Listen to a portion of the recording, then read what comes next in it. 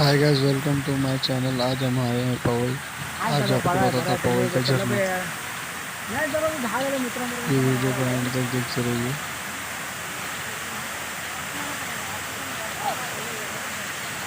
ये सामने देखिए पवई का झरना है। यहाँ से पानी बह रहा है।